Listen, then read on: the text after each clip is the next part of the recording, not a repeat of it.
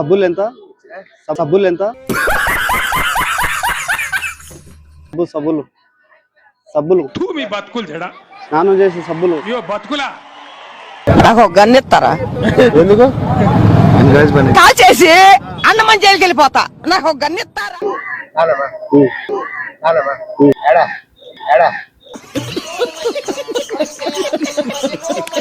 సబ్బులు దొరుకుతాయా నీ దగ్గర? లేవా? ఏడికి?